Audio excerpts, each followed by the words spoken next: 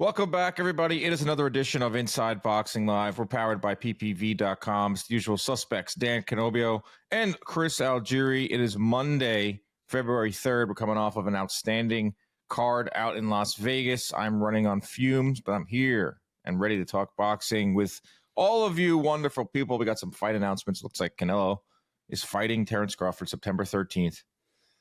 Wow. There's a lot going on. We told you guys, January was light. But once February hit, we're hitting the ground running, Chris Algieri. Yeah, I know. We were just talking off air about the schedule coming up, and it's like, hey, dude, we got to lock in. We got to lock in everything. You know, like every aspect of our lives need to be locked in, so we're prepared for what's ahead of schedule, and we can bring it to you guys the way that you love twice a week. You see, my eyes are a little bloodshot right now. Hey, you look like you spent 5 days in Vegas. 5 days in Vegas. I'll tell you what, I haven't been to Vegas in February in quite a while. Not great. No, it's like a dead time. There's nothing going on there, which I kind of like. There was no traffic. Loved that. There wasn't any like drunk idiots. There were some drunk idiots, but it wasn't like the usual. You're knocking people out of the way, like Reggie Jackson running off the field in 1978 World Series, knocking fools over on the field, knocking people out of the way on the way back to your hotel room, dead. But it was a lot of buzz for what we saw inside the ring between Benavidez and Morrell, which we will get to on this episode. Awesome week out in Vegas. Did a lot of great content for ppv.com. Talked to a lot of great people. Hung out with some cool people. Did you see that tweet Turkey sent out about Lampley? I did. That's interesting. Lampley was excited about that. I'm sure he was. First of all, Lampley's an expensive guy. So expensive talent, I should say. If you're going to hire him, you're going to have to do anything. So you got a guy like Turkey who's coming directly at you. Like, yeah, he should be happy. We all went out to not dinner, but we had like a little lounge set up in the Park MGM after the fight. It's kind of like an post-fight ritual with the PPV people. Mm-hmm. And Lampley was there, and he's got his phone out, and he's reading all the texts that he's getting. And I said, Jim, that crazy tweet from Turkey, and Jim starts throwing around numbers. It's kind of crazy. I'm not going to tell you the numbers, but Jim was like right into like 1990s. Jim, like, show me the money. Because I sleep on planes, Lampley said. No problem getting out to Saudi. Who knows? I mean, I've heard that about Jim. You just put the stamp of approval on what I heard. I know Jim's expensive. I mean, he's the man. Did a lot of content. Did a lot of content this week. He is the man. So we'll get that full card review. Vegas was fun. But we start the show off with some breaking news. Hit the music. Breaking news. Canelo Alvarez, Terence Crawford in agreement for a 168-pound mega fight September 13th, Las Vegas, part of a Riyadh season card. Crawford's hopping up 2 weight classes. Canelo, who's told me and many other media members, I will never fight Crawford because he's too small. I won't get any credit for beating him. What changed? Dollar signs. What changed? Saudi Arabia being involved. What changed? Canelo kind of running out of options. Yeah. A lot of things. But it looks like we are getting this fight. An agreement has been set. A date looks like September 13th, according to Coppinger. Whether you like it or not, Chris, Canelo Crawford is coming. This is no surprise, and we've been talking about this on our air, for the past couple of weeks. Canelo was just backed into a corner. He didn't have any other options for a big mega fight. And listen, I don't care what you think. I don't care what you think about weight classes. This is a mega fight. This is a crossover fight. This is the biggest money possible for Canelo. Of course, it's the biggest money ever for Crawford. The amount of money he's going to see in this fight is probably going to trump his entire career up to this point. But I mean, the guy deserves it. So I'm happy about that. The buildup will be fun. The analysis will be fun. I don't know how fun the fight's going to actually be. It might be kind of hard to watch. The size is really going to throw me off. Even trying to picture them in the ring together doesn't compute in my head. But we're getting it. I mean, again, guys like us are not surprised. But listen, times change, man. Anything can actually happen in this sport, and we're seeing it. You say you're not surprised, but I kind of am. Like when I saw the tweet, I was still a little bit shocked that we actually are getting it. Like, it's just wild to not like because of the business. I understand that. Like, yes, this is like a mega fight. This is going to do close to 1 million, maybe it surpass 1 million pay-per-view buys. Going to do an amazing gate. all that great stuff. That obviously makes sense because we're seeing that in boxing. It's not really a sport anymore. It's a business. Just Canelo and Crawford sharing a ring together is blowing my mind. Like I just doesn't compute. I can't see them in the ring together. It's weird. I posted a picture on Twitter of the both of me with Crawford, me with Canelo around the same time. Great comparison. And Crawford and Canelo and myself are all the same height. We're 5'8", we're 5'9", we're short kings. Crawford is a lot leaner. Like, we know this. Also, the picture I posted with Crawford was 2 days out before his fight at 154. Picture with Canelo was in August, I want to say. But I could have posted another picture with Canelo, which was a day before his last fight with Berlanga. The point of it is they're the same height, but Canelo is built like a damn linebacker. The old saying, built like a brick shithouse. The man is thick from his neck to his heels. His wrists, his ankles, everything. He's got a very thick midsection. His torso is very, very like muscular and barreled out. He's got an interesting body for a boxer, but listen, I've sparred Canelo. I've been around Canelo. I mean, he was 20 years old when I sparred him, but he looked like he was 35. The guy is powerfully built, and he's not big for 68. And I would like to see those pictures that you have of Canelo the day before the fight, and then a couple. I don't think he changes that much. No, at these weight classes, it's not like he's like cutting a bunch of weight. It's not like he's the kind of guy who balloons up in between fights. But he's a big boy, man. He's walking around in the mid to high 180s. And still relatively lean. And I know we've seen pictures of Crawford on the scale where he's 170 something pounds. He always looks good, but it's just not the same kind of weight. They're just not the same sized human. Yeah. We're not going to get too deep into this because it's still 7 months away, which is nuts. Good. 7 months away. Thanks for putting that in perspective. Actually, it's such a big thing. You're like thinking about it. Like I said, the buildup is going to be great. We got a lot to talk about and discuss. Not only that, like Canelo is taking a fight in May. Hearing some wild rumors out in Vegas that you will probably hear about soon about who's next for Canelo. So Canelo has another fight, a whole other buildup, and then time off, and then the Crawford stuff. I don't think Crawford will take another fight, but I want to talk about Crawford though, his perspective in this, where his career has gone up and down. Obviously, dominance inside the ring. You can't deny that. The guy has dominated in two different weight classes, and could very well dominate 154 if he really wanted to. But it's clear that he's onto bigger and better, literally. But for him, it was always about not getting the big fight, and for him, it was always about not getting all the eyeballs that I don't know if he necessarily wanted, or the eyeballs that come along with being the best pound-for-pound fighter in the world or top 5 pound-for-pound fighter in the world. Because he was fine during those top-rank years, post-30 years old, with collecting the $4 million that they were giving him, fighting the Amir Khans, fighting Sean Porter when he was past it, fighting some of these other opponents. Who had been beaten down a few times. Even before that, the guys at 140. The 140, he went undisputed at 140, but it wasn't like he went through like some crazy names and some high-profile fights. They were regular ESPN cards in Omaha for the most part, and he was fine with it. Like his toughest fight was Victor Postol, who is not going to go down as very memorable at all. Yeah. And he was fine with it from his own admission. He had a very classic line. I don't know if this was off the record or on the record. He just said, as long as people know me at Cracker Barrel when I go in there in Omaha, I'm fine with that. That's awesome. That was when he was with Top Rank, and they were trying to get him the Pacquiao fight. Famously, it didn't happen. He leaves Top Rank.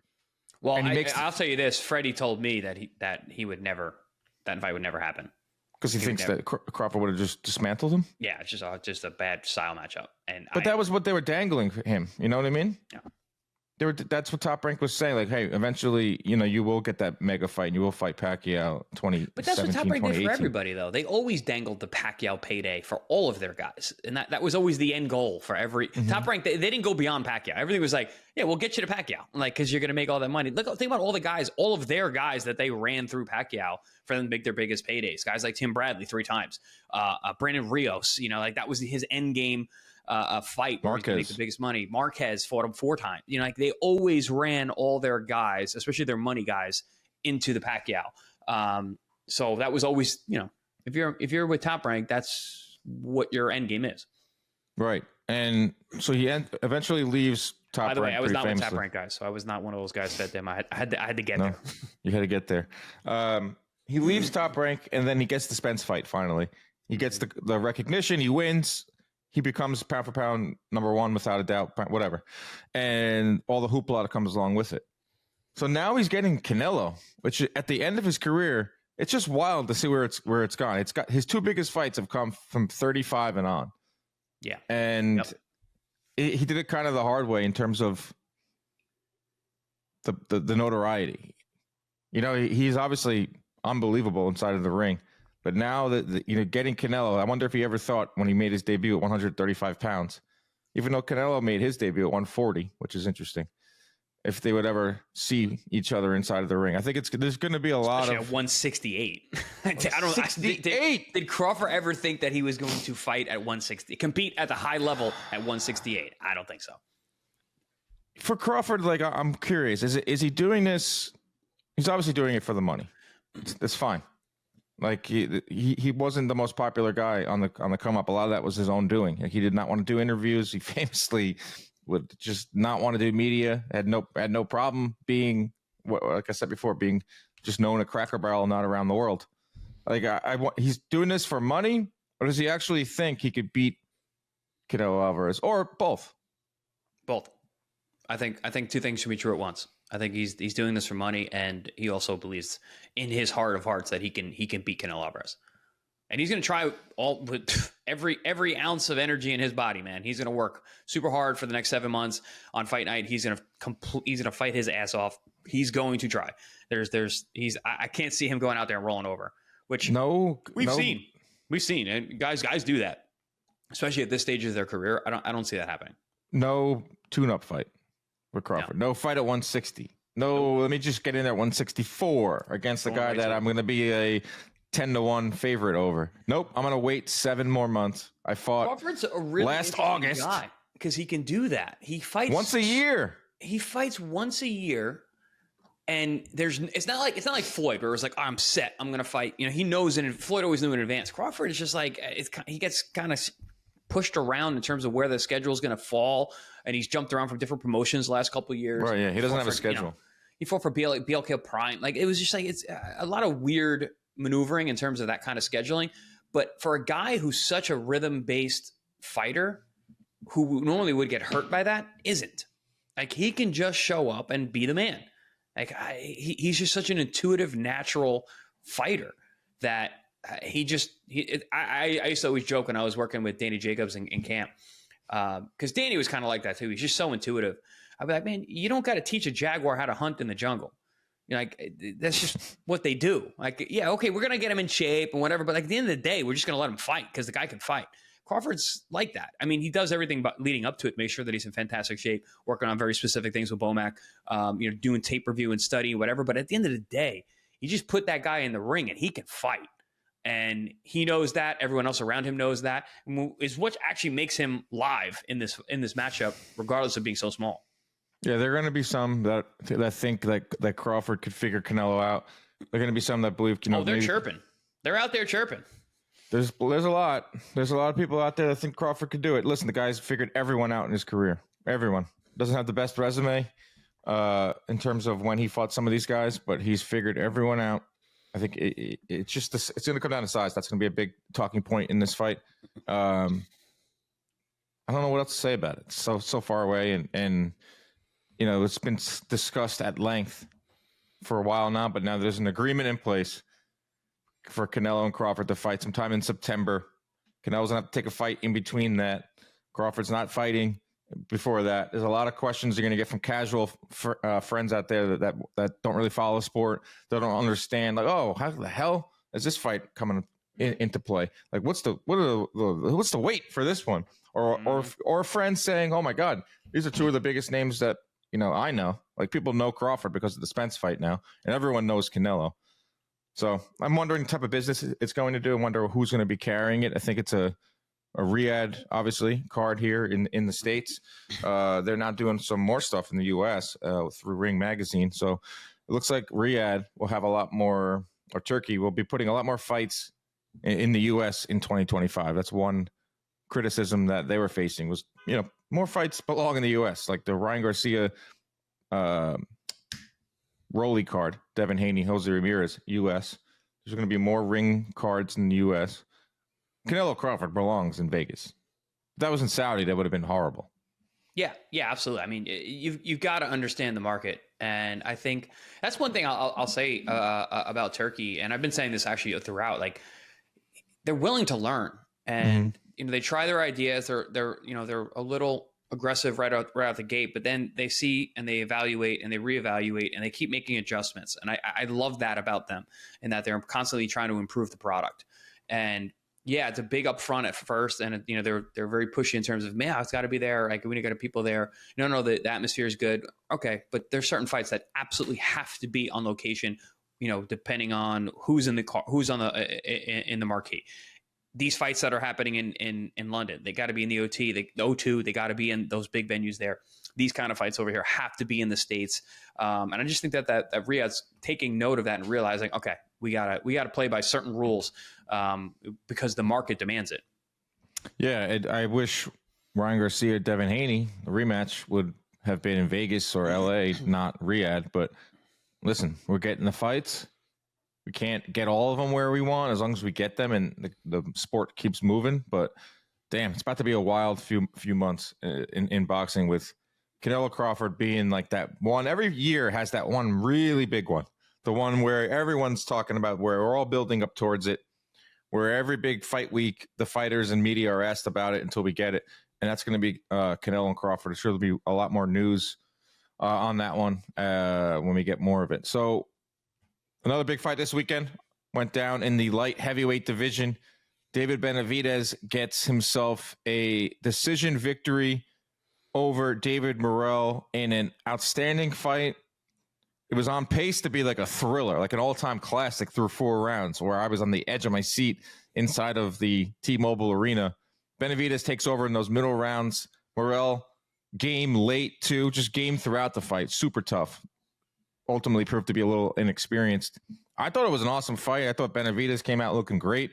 Yeah, he was flash knockdown. Don't hold that against him, because you can't hold one little section, one little flash knockdown or a slip, however you want to look at it. It wasn't a real knockdown, guys. It was. He actually blocked the shot with his arm, and he fell off balance. Right. Like the punch didn't even land. So I don't want to hear that about Benavidez, because he other than that, he dominated this fight. Benavidez looked great, Chris, and this guy is just doesn't know how to lose, just like Crawford. Another weight class at 175, now the mandatory for Beterbiev-Dmitry Bivol. Awesome night in Vegas. Full card was great. I loved the whole card, but I love the main event. I love the fight. I like the way that it played out. Different than I expected. I knew it was going to be a good fight, and it was a good fight. It was entertaining. I thought it was going to be a little more competitive. I thought it was going to be a lot more competitive, actually. Right. I said it. I said this, that night. I was like, this is a very competitive one-sided fight.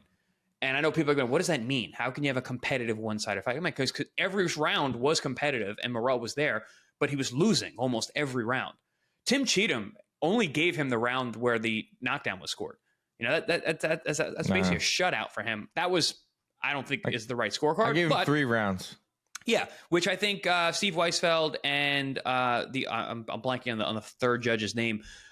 They both had an 8-4 with the knockdown 8-4. And the point deduction. So 8-4, which I thought was more in line. But yeah, 8-4, 9-3. But also, again, almost every round was competitive. Morrell was in there, but David Benavidez is just a monster. It's just he's too much. He's so aggressive. He's so entertaining to watch. He's got fast hands. We saw the snapping jab right away. His precision. Now, Dan, I know you're the numbers guy. You talk about how many punches he normally throws. I don't know the numbers, but I'm sure he threw a lot less punches in this fight than he normally does. Let's see.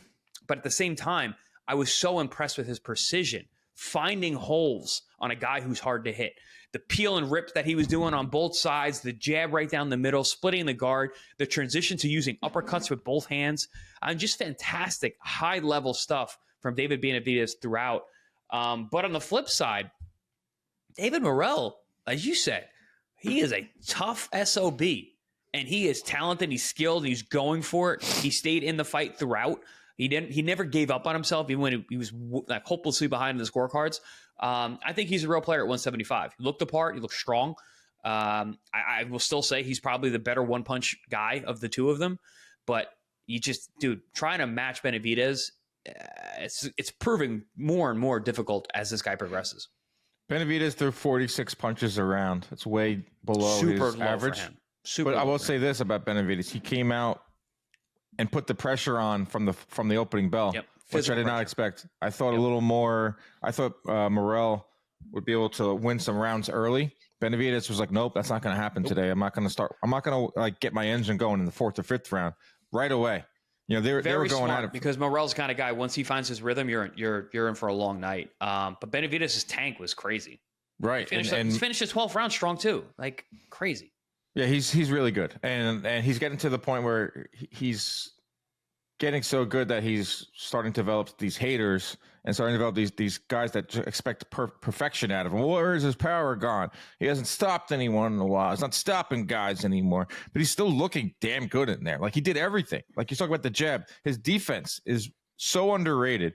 Oh, I forgot to one mention of the best plus minus rankings out there. That's how much you land and how much guys land on you. Pretty much the name of the game in boxing. And he's top 5 in plus minus. That number went up on Saturday because Morrell wasn't able to find Benavidez in those middle rounds. He wasn't able to push him back. That's another thing too.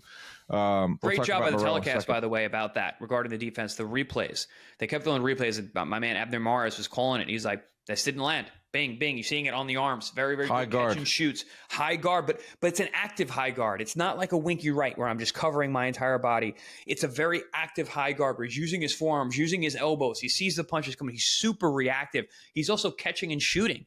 So like David Benavidez, man, super underrated defense. I was going to mention that when I was talking about all the things, but I got lost in the sauce.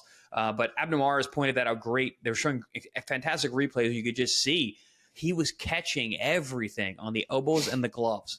Really, really impressive outing from head to toe, front to back, offensive, defense, whole nine. Well, Benavidez, all 12, could do that high guard because Morrell just abandoned the body. 37 body shots landed for Morrell compared to 76 for Benavidez. Well, that's that catch and shoot, dude. When you go to the body, you put your face right in line for your opponent's shots to come from there, especially from a high guard position. You got to get to that level. You're right there. He abandoned it because it was dangerous. If the guy's not going to the body, it's not a conscious decision. It's not like they forget this guy's been fighting a long time. It's because you're going to pay for it if you take that risk. Going to the body is very risky. That's why a lot of guys don't do it. So in that fight, that was the reason. Yeah, Benavidez landed 40% of his total punches, 48% of his power shots, 25% jabs. 40%.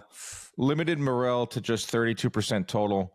32% power, 27% total. I mean, that's a very well-rounded performance from Benavidez. But the first 4 rounds was just some back and forth, ebbs and flows. Like, wow, Morrell really is going to stand and trade with Benavidez. He has that power to be able to do that. Benavidez is going to land his stuff. Morrell is going to take it and then come back. It was so exciting for the first 3 or 4 rounds where I was like, damn, bro, we're about to get ourselves an instant classic, the fight of the year that I was talking about for in the lead up to this. But then Benavidez just completely took over.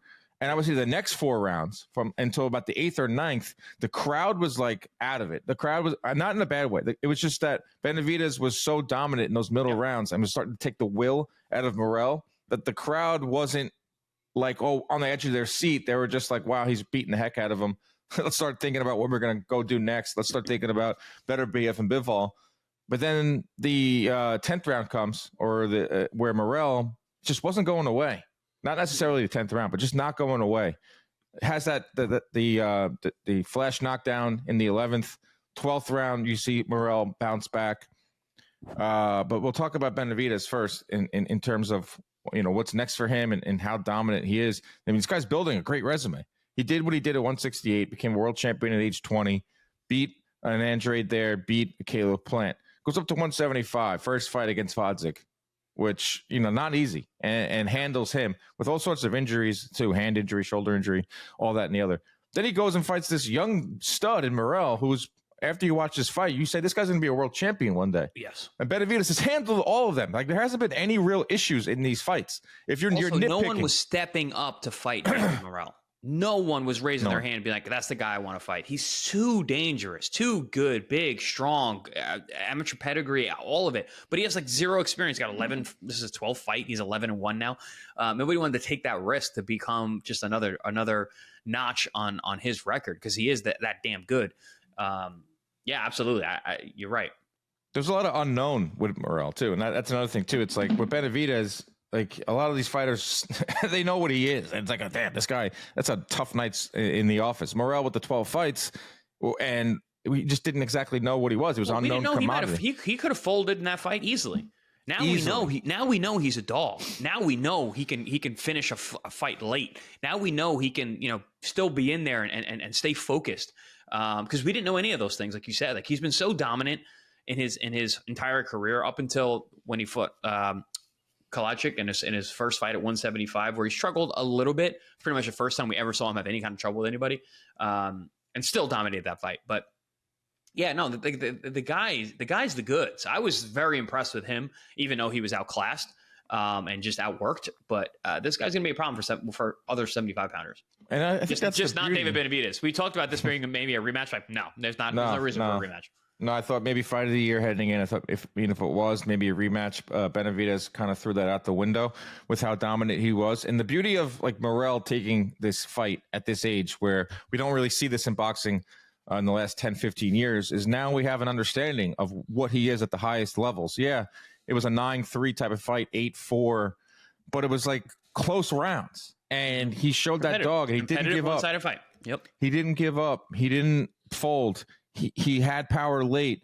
So yeah, now we know what Morrell is, and I think fans are going to be like, I want to see this guy fight again. He'll definitely be in world title contention. I would not be shocked if he becomes a world champion at 175 as he develops more experience. He just didn't have the experience. But here's the moral of the story on why fighters should take these fights early on rather than late, is now the fans understand who he is on a highest level. He headlines a pay-per-view in Las Vegas, has a great performance where he didn't give up. He didn't quit. Got the fans' respect. If you didn't have respect for David Morrell, you definitely do on Monday, or you should, or you're just a straight up hater. And now he's setting himself up for bigger fights. Chris, now he sets himself up for bigger fights. Yeah, absolutely. And that was one of my big takeaways from the night. It was just like, I had two takeaways. I'm like, damn, David Benavidez is a monster. His nickname, he lived up to it. God, this guy's good. But then also I was like, hey man, Morrell, this guy's super legit. He is world class. He's another player now at 175, which is such a great weight class. I want to see him in with all these guys. But yeah, no, I think 175 is really starting to flesh itself out. And speaking of fleshing itself out, I think both of those guys fleshed themselves out at 175. They look much sturdier physically in both guys in both respects than they did in their first fight at 175. Yeah. I thought Benavidez looked great against Gvozdyk. I think you agree with me on that one. Does not get a lot of credit for that fight. I think Gvozdyk is an excellent fighter. And David, just fighting him in your first fight is crazy. And David, did the damn thing. It just didn't stop him. That was the knock. I was like, the power's gone. But whatever. He still fought a very, very smart fight against a very, very good guy, and was in control and dominant. The crowd was into it. Mm-hmm. Chris, it was packed in there. I don't think the higher up, the upper bowl, I don't know, whatever. From my vantage point, there was a very engaged crowd. It was a lot more people in there than I expected, and I just believe that Benavidez is on the right track to becoming one of the faces of boxing. He still has to get some more wins, and he has that too, if he can get in there with some of the biggest names at 175. So when it comes to that, all week long, he was very intense. All promotion long, he was very intense. And we were wondering, man, is this going to come back to bite him in the ass? Like we've seen this. Is he going to be able to turn this off? Is he going to be able to stay focused and be disciplined and not get over his skis? And answer that question. That's pretty damn impressive to me, is to be able to use that to your advantage. Did you see he didn't want to touch gloves at the beginning of the fight? Yeah. The referee was like, touch gloves, and he tried to walk away. And he was like, David, get over here. Yeah. So like he carried the promotion, and he was the lead guy, and he did all the interviews. He did a ton of interviews. He was everywhere. You know, PBC had him going all over the place, doing all sorts of non-boxing platforms and all that. And then to go in the ring and have that type of performance, and to now he sets himself for bigger and better as well. So I thought it was a really good week for Benavidez. You could tell he's coming into his own. He's 28 years old. Like the next 4 or 5 years could be really big for him. And he's really good. Like I have people telling me like, Dan, you're becoming a fanboy of Benavidez. Like, what do you mean? He got dropped. How good can he be? Like what? It was a flash knockdown. Yeah. And it wasn't even a knockdown. Even if you count it as a knockdown, did he look hurt after it? Are you negating the other 10 rounds where he was just showing everything like that makes a fighter great? Like, there's too many haters in this sport, man. Like there's too many. It pisses me off. I've been a fan of Benavidez for a while. I mean, long before we got into these big type fights, and I've said it, and I've gone on record saying it. I think once Canelo leaves the sport and creates that vacuum for the new face of boxing, I think David Benavidez can be that guy to step into it. And if he keeps stacking up wins the way he is, and the way he's doing it, like what you said about him going out there and doing all the media and doing it well, it was entertaining, the stuff that he was putting out there. I really do believe he can be the face of the sport because he's media trained, he's likable, he's funny at times, he's a badass in the ring, he's super aggressive, he's fun to watch. I really think he's got everything. He's got the formula down. I mean, let's see more of David Benavidez out there. And I hope the world is tuning in. Yeah, you haters are out there. Good. Haters are good. Floyd was the king of the haters, and the guy was the most popular fighter for how long? So not everybody can be Oscar De La Hoya or Sugar Ray Leonard, where everybody loves you. But you can get some hate, and I think Benavidez can wear that crown, no problem. The only criticism, or the only thing that could really maybe prevent him from reaching that like highest level, is if he doesn't have the knockouts. And like, I don't think that should hold it against him. But the reason Tank has exploded, and a lot of fighters in years past, is because they have those highlight reel knockouts. Knocking everybody out. Canelo won knockout of the year 2 years in a row. Right. So he doesn't have that spectacular. He is mean. Like, he's menacing. He looks mean. Like, he's got got that mean mug. He talks a lot of shit. If he mixed in a few knockouts, and it's just not his game. He's an accumulator. He just breaks you down, breaks your will. Maybe he beats the shit out of you. That's what I'm gonna beat the fuck out of you. Like he said over and over again all week long. I'm gonna beat the fuck out of you. Right. He said it numerous times. He said it a lot in there. So now David Benavidez is the mandatory for Beterbiev-Bivol winner. They're fighting February 22nd. Either or. Give me both of those fights. Yeah. If it's Benavidez versus Beterbiev, we have two locomotive trains going at each other, two power punchers. Unbelievable fight. If it's Benavidez-Bivol, styles make fights, right? And we have Bivol as the mover, as the boxer, against Benavidez, who's going to come forward. It would be an undisputed fight. It'd be something different. I can't wait. I hope it all plays out. I hope Benavidez does get the winner of Beterbiev and Bivol. Apparently, Benavidez will be flying out to Saudi Arabia to sit ringside to watch that. Benavidez versus the winner, Beterbiev, Bivol. Either or. I'm very excited for that. Yeah, makes too much sense. Those are the fights to be made. And I agree with you. I'd like to see them both, regardless of who wins or loses, whatever. Put Benavidez in there. I want to see him match those styles. I want to see because all three of them are very, very different styles. But I'd like to see the way that they mesh, because boxing math is a weird thing, man. It's like one guy beats one guy, and then that guy beats this guy. It's like it can always go around triangle theory like and be weird. So I'd be curious to see if he could be the guy that'd be able to top both. Or man, he might lose to both. Like they're that good. These guys are. This is a very interesting to see how these guys are going to match up. So, what you've seen of Benavidez over the now 2 fights at 175 and everything at 168, if it's Beterbiev in there, I've seen some criticisms like Beterbiev is going to run through him. Morrell buckled him in round 4. He dropped him, whatever you want to say, in round 11, even though it was like a flash knockdown for the 4th time on this podcast. Where do you see Benavidez in terms of competitiveness with a Beterbiev or a Bivol right now? Beterbiev is obviously the more dangerous guy because of the power. And one thing about Benavidez is he is so aggressive and he's so willing to engage. He gets hit as he did in round 4 against David Morrell. David Morrell was a good counterpuncher, and just like we did in our gym session, we were talking about that, how he needs to be victorious in that fight is to land those counters in between. He did that in round 4, and you saw Benavidez get buckled. Is that the kind of thing where if David Morrell buckles you, does Benavidez put you to sleep?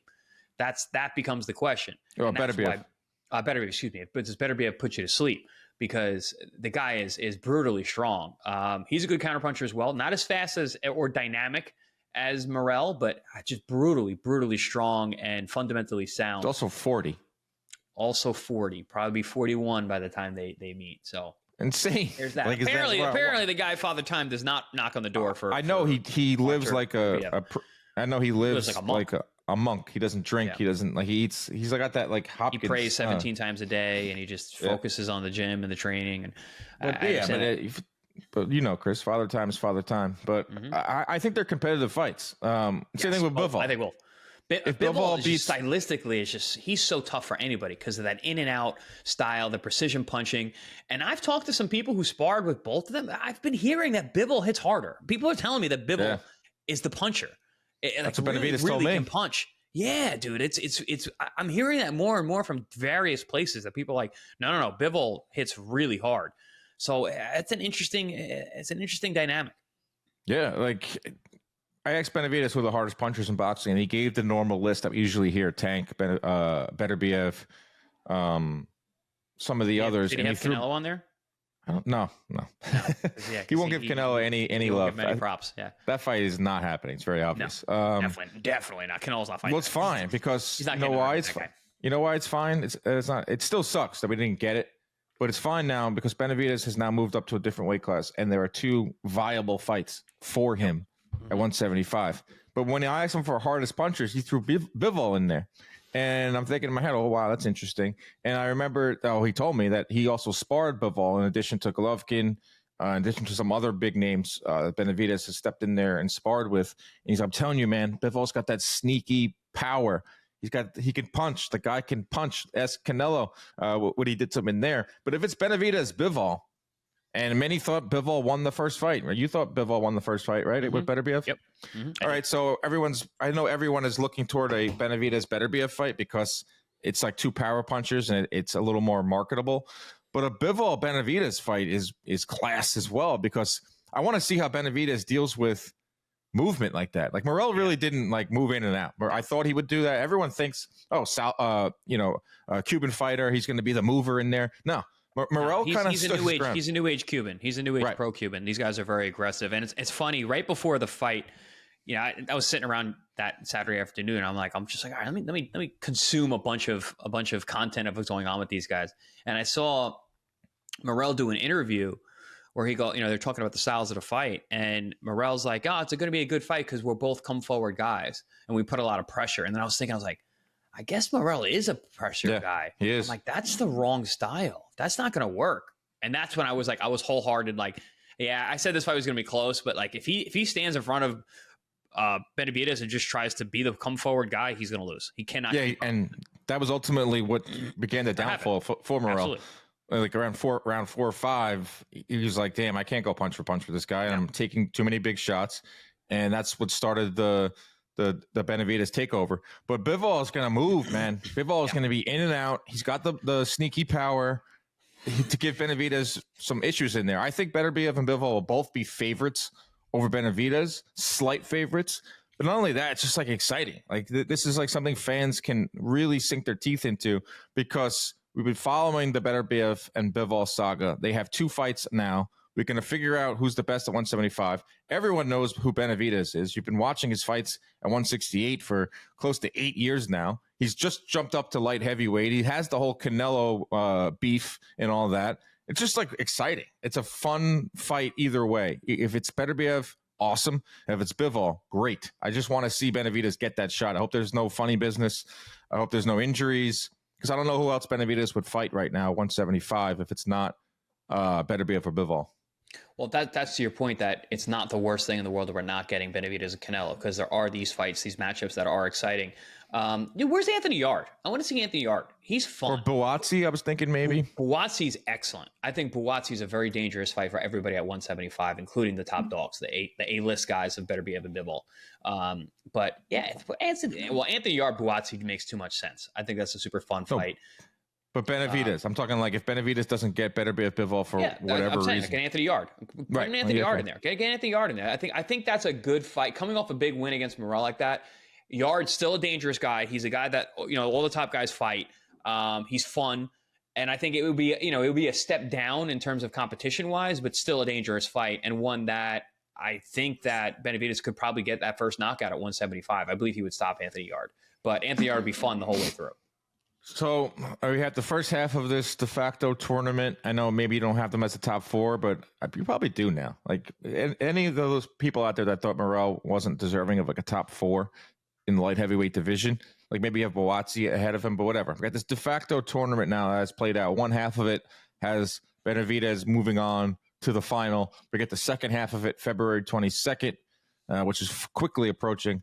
Beterbiev-Bivol rematch, unless there's a trilogy. Who knows how that fight will play out? I expect Beterbiev-Bivol 2 to be better than Beterbiev-Bivol 1. If that's the case, and if Bivol wins, which many people are thinking, do we have the trilogy? Do we have the rubber match? That could potentially delay a Benavidez fight with them. Yeah, I'm not super positive about that being the next fight, because I don't know what's going to happen in this. Like, rematch. What are we rooting for? Like, we're rooting for a thriller, right? For Beterbiev-Bivol. Yeah, I think we should always root for the best possible outcomes in fights. And that probably is Bivol winning the fight. And then you start going into, trilogy, rubber match fight, which pushes the timeline back, which sucks. But again, I think there's work for Benavidez to do in the weight class before he gets, that dream fight of one of those big guys. Yeah, but no one fans are just like, no, we just want what's next. Yeah, well, I mean, and we're getting the fights now too. That's not always how the cookie crumbles, especially in this sport. Which is why I'm kind of like, I don't know. I don't know if we're going to see Benavidez and either of the two top B guys, Bivol or Beterbiev, in the next 3 months or 6 months, whatever. I think it's going to be a little longer, probably next year. But yeah, I don't know, man. You just reminded me how close we are to the rematch. Bivol Beterbiev. Yes. Today's February 3rd. It's 19 days away. Yeah, February's a short month, man. We got a lot of fights jammed in. Yeah. Next thing you know, we're in Brooklyn for Tank. It's crazy. That's right. And it's my birthday. There we go. My birthday weekend. Let's go. It's most important. Chris Algieri birthday weekend in New York. Let's ride. Co-main event. Stephen Fulton defeats Brandon Figueroa to become the WBC champ at 126. For Fulton, he's now a two-division champion. I owe him an apology. I thought he was done. Mm-hmm. I thought he was finished. I think you were picking. Yeah, you were picking Figueroa. We're eating big bowls of crow today. I'm fine with that. I'm fine with saying, listen, he's a great fighter. He's awesome. And Figueroa, I don't know what the hell happened to him. He looked like he was fighting underwater. I don't show up. Well, I wasn't letting the hands go. Didn't look strong. Just so ineffective. So ineffective. Yeah. Fulton gets the win. It wasn't an exciting fight by any means. It sucked the energy out of the arena. It wasn't anything close to their first fight, which was 4 years ago, different weight class. It's mostly because Figueroa didn't show up. Figueroa is the Figueroa we've seen in the past, and he throws 90, 95 punches around, and then we have a better fight. But he didn't. He was well below that. Fulton knew how to handle it. And he was like, I think the new weight class is not good for him. He was slower. He didn't throw his output wasn't there. It just slowed him down. How about the outfit? Outfit was sick. He was wearing jean shorts, Timberlands, jean shorts, and Timbs. Unbelievable. I mean, that went viral. It was everywhere. Like, everyone picked that up. And to win a world title in that is just awesome. Stephen Fulton got major balls. Good for him. Good for him, man. Awesome, dude. I'm glad to see him back in there. And the reason why I thought he was, like, I wouldn't say like finished, but the reason I thought he was done on the highest levels is because how he lost to Inoue and how much money he made in the Inoue fight. And then how long he took off before his next fight and how he looked in that next fight against Carlos Castro. And everything outside of the ring that I was hearing about Fulton that just sucks about, that's just life, personal issues, family stuff, managerial issues, going at it with promoters and all that. Hearing all that, putting that all into the sauce, I was thinking, oh, wow. And thinking of Figueroa and how he has that late power, and this might not be a good stylistic matchup. I thought Fulton was going to lose, and I was wrong. And I'm happy to be wrong, because now Fulton is a champ at featherweight, and it's a very fun division. So it's another name we can throw into the mix. Yeah, I agree with you. There are a lot of negative check marks leading into the fight, which is why we both made a prediction that we made. And I think a lot of people were making that prediction. Even the betting line was. Yeah, he was the freaking underdog. He was the underdog, yeah. And he dominated. I mean, he controlled the action. And, it's good that, listen, he's a 2-division champ now. That's great. I think he deserves it. He's a fantastic fighter. And there's a lot of good fight. 26 is awesome. But the turnover is crazy. Nobody stays at the top for very long because it's so competitive. But that's great. Make for competitive fights. It's going to be curious how they're going to make these fights based on promotional issues. But we're seeing more and more with the lighter weight classes, at least, that they're able to cross the path and make these kind of fights, especially now with 3. Yeah, because the champs right now, Chris, they don't really mess with the smaller guys. The champions right now, Stephen Fulton, WBC champ, and Ray Vargas is like, I think Fulton is champion recess, so Ray Vargas has a piece of WBC as well. But I'm recognizing Fulton as a WBC champ right now. Nick Ball is a champion at 126. Rafael Espinosa and Angelo Leo, and you have Inoue lurking, who apparently is going to hop up to this weight class at the end of the year in Riyadh. I don't know how long Espinosa is going to be at 26. He looks like he's on because they might match up at Navarrete. Yeah, that makes way too much sense. Why would you? He said he wants to stay, Espinosa, and unify. But yeah, look, these are all different. Like Nick Balls with Queensberry and Riyadh. Rafael Espinosa, Top Rank. Angelo Leo is pro box, but is fighting in Japan. Yeah. Maybe somewhat of a free agent. And then he can fight anywhere. He's able to maneuver a little better. And you have Fulton, who technically with PBC, but that hasn't stopped PBC fighters from going out and fighting under different banners at this point, because PBC is not a promotion. It's a management company. TGB Promotions works alongside PBC. So it's interesting at 126. Fulton went in there and did the damn thing in jorts and Tim's. Awesome out of him. Wasn't the most exciting fight, but we'll see where Fulton goes from here. What was an exciting fight, good God. Pitbull Cruz and Angel Fierro just laced them up, rock them, sock them robots for 10 rounds. Crowd on their feet in a frenzy. Pitbull doesn't know any other way besides coming forward. That's probably going to be his downfall. But, man, he isn't here for a long time. He's here for a good time. Pitbull Cruz gets the win over Fierro. Just a great fight. Just fun. Just a fun-ass just brawl. Yeah, badass fight. 2 Mexican guys didn't want to take a step back, banging away. And I predicted this. I told you this Fierro fight, I'm like, this is an interesting fight. This guy's super tough. I've called him before. He's got a really good chin.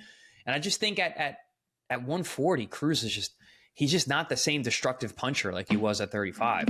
And even at 35, there were times where he was in fights where you're like, when he fought Cabrera, it's like, all right, where's that power that we saw you destroy Magdaleno, and Romero, Rollies. So I think at 40, he's a lot more human. And you got guys like Fierro. Fierro's tough, like I said, got a good chin, never been stopped, good power, a lot of knockouts. Made for a super fun fight. They were banging away in true Mexican style.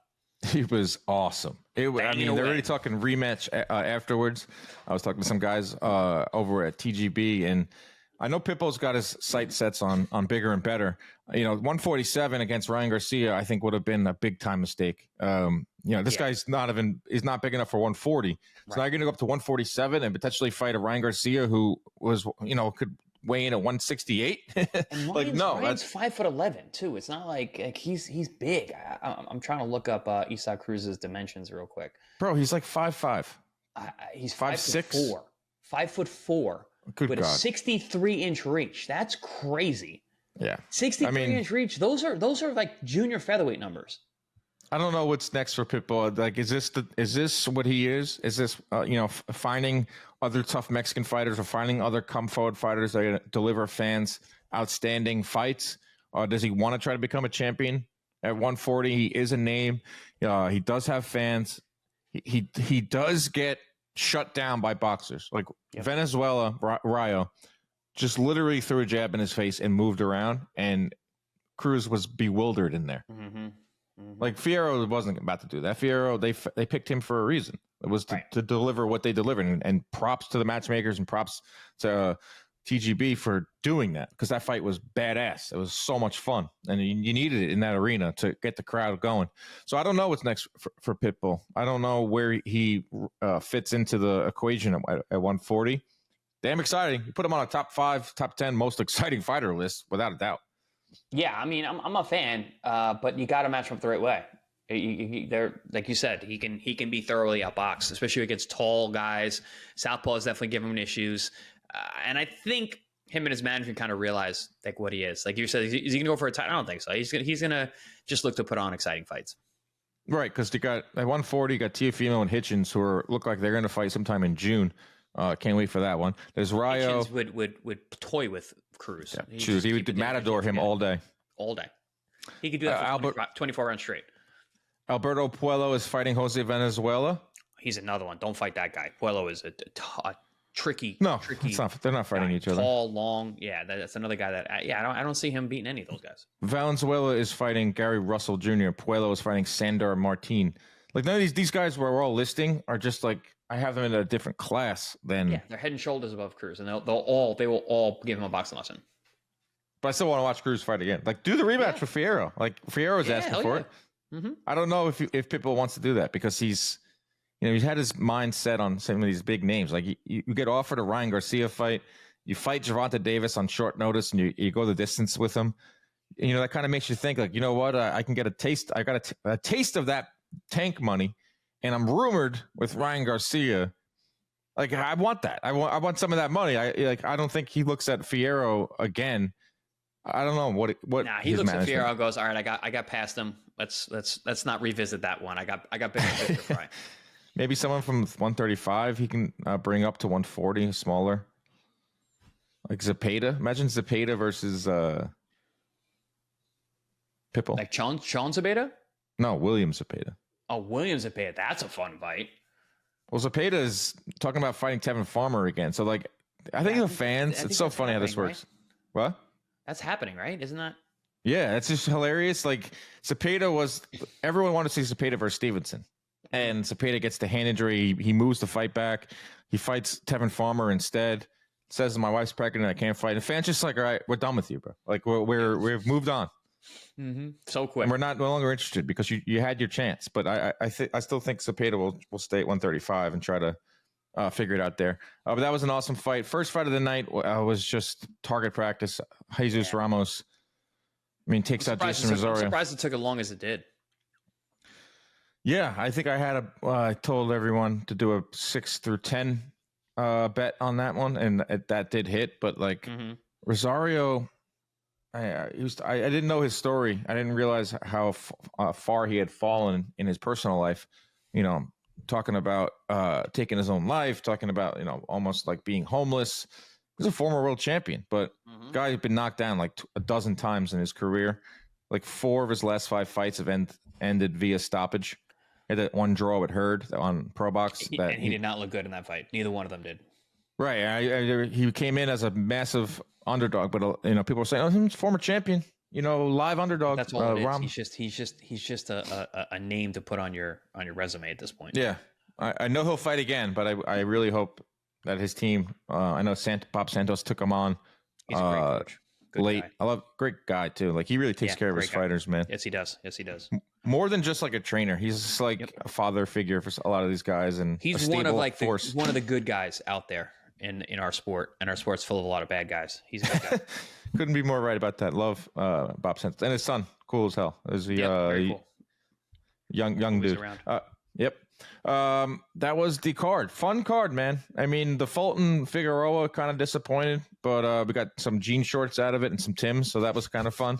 The main event was the main event, which was awesome. Pitbull and Fierro. It was a great card. They have to be very economical now, PBC, with how they put these cards together, and they've been pretty smart, putting a lot of Mexican fighters on, putting a lot of fights that we know are going to be bangers.